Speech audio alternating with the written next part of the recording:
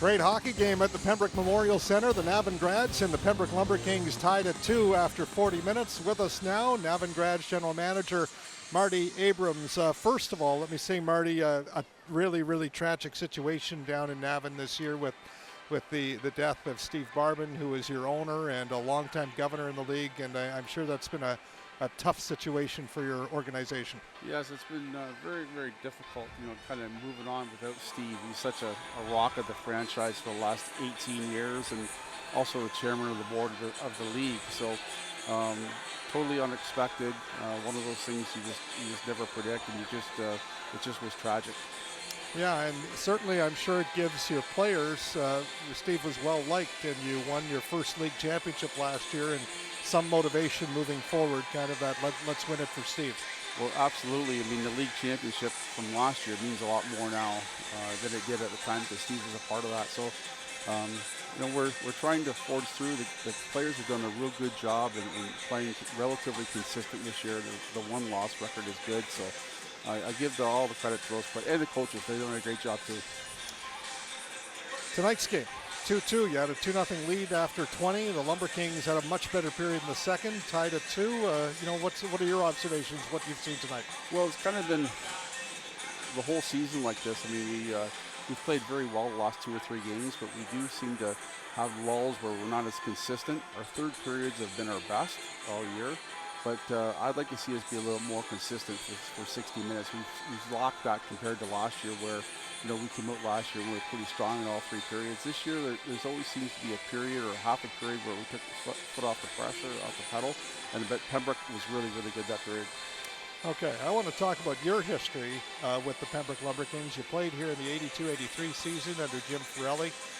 You didn't win it, but boy, it came very, very close. The Ottawa Junior Senators, Game 7. I'll let you tell the rest of the story. Well, I often look up at the banners and I see there's 1 year missing. That was the year I was here, 82-83, and we had taken Ottawa to 7 games. The game was in the Sandy Hill Arena, their home rink at the time, and Pack sold out. And we lost in double overtime, 2-1. Dave Appleby scored on the high blocker side. Not that I think about it often, but I still remember it very well. I'm sure it's still painful all these years later. But I remember listening to that game on the radio, and it was unbelievable. By the way, you were outstanding that game. Ottawa, I think, was the better team that night, but because of you, the Lumber Kings almost pulled it out. Yeah, I mean, I was fortunate that year, to have a coach like Jim Farelli, who, basically let me have the net for the entire season, and I was able to stay healthy. And again, Coach Farelli, Jim Farelli, was one of the best coaches I ever had. And he let the players play. And when you stepped out of the line, he let you know, but in general, he let you play. The amazing part of that, we were actually talking about it on the broadcast, myself and Richard Chaput.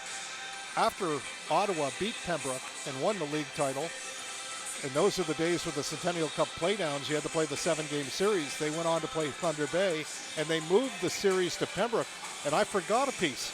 You actually played for Ottawa in that series. Yeah, it was about 4 or 5 days after the series was over. I got a knock on the door of my billet house from Jim Farelli, the coach, and I'm thinking, oh, geez, what did I do now? This is not going to be good. And he just said, this is the situation. They have to move the series to Pembroke because the city of Ottawa is taking the ice out of their home rink. And their goaltender is enrolled at Ottawa U, and during exams, he can't get away, so they want to know if you want to play. So I asked him what he thought, and he said, well, you get a chance to play in the Centennial Cup, you might as well, take the opportunity. It was right here in Pembroke, so it worked out great.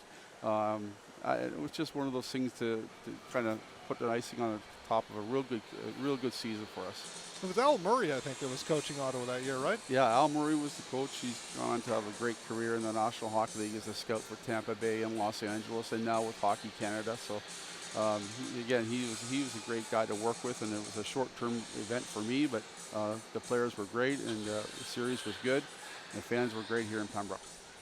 Well, I know you love this building. Pembroke Memorial Center. It doesn't get any better than this, does it? No, it doesn't. It just every time you come back here, you just remember some of the great games that you played in, but also some of the great games you've seen here. I can remember being here when they beat Brockville in the playoffs a few years back when my brother Kevin was coaching, and this place was just a rock, and you couldn't even move. But I've seen some great games here. We love playing here. I think every team that comes up to Pembroke loves to play. And I think every team puts their best foot forward here in Pembroke because it's such a great building. Yeah, last thing I want to talk to you about is Luke Chabot was a rookie on that team that lost to Ottawa that year. Did you know then that he would go on to rewrite the record books in the league with 101 goals in 46 games a few years later? No, not really. And, we got sent here together, actually, Luke and I, from the Toronto Marlies in the OHL. We both got sent down to Pembroke at the same time. So, he turned into be one of the best players in the history of the league. So it's funny because I've kind of reconnected with Luke since I've been in Navan. He lives in Ottawa, and he works at the local sports store that we deal with. And I see Luke at least once a week during the winter, and he still talks a lot about hockey, and he's still really involved. I've been advocating for a while that his number should certainly be retired here in Pembroke, but I think there's an argument that it should be retired across the league. It's the Gretzky effect. I don't think anybody's ever going to score 101 goals in a regular season again.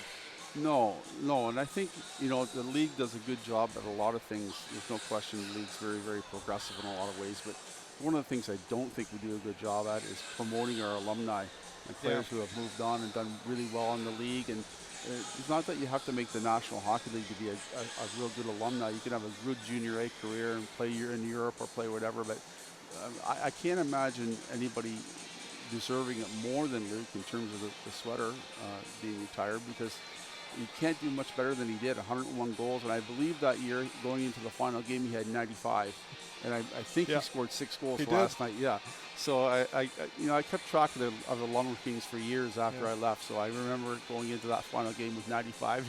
He got 6 that night. No big deal. I know, it's incredible. We had Jason Allegria had 6 goals here earlier this season in a game. And automatically what I thought of was Luke Chabot. He was the only other guy I can think of. Peter White had some big nights too, but Chabot, 5-6 goals a game. It was unbelievable. It was, and I don't think he practiced a whole lot either. I think for a while he was driving back and forth from Ottawa, but he was just a natural goal scorer. You can see that when he was younger too. He had a good first year here when I was here, and I think, again, Jim Farelli was the type of coach that if you performed for him, you looked after yourself on and off the ice, he left you alone and let you play. And that's what he did with Luke. And Luke always said one of the reasons he had all those points was he played the entire 2 minutes of every power play. There's no doubt. But they usually didn't last that long because he usually scored. Yeah, he wasn't coming off in those 5-on-4s. He was staying on. Marty, great to see you. Welcome back to Pembroke. Good luck the rest of the way with the Grads. Thanks for having me. Thank you. All right, Marty Abrams, the general manager of the Navan Grads. We're through 40 minutes at historic Pembroke Memorial Center. The Lumber Kings and Grads are tied at 2 after 2 periods. We'll be back with period number 3 on your TV.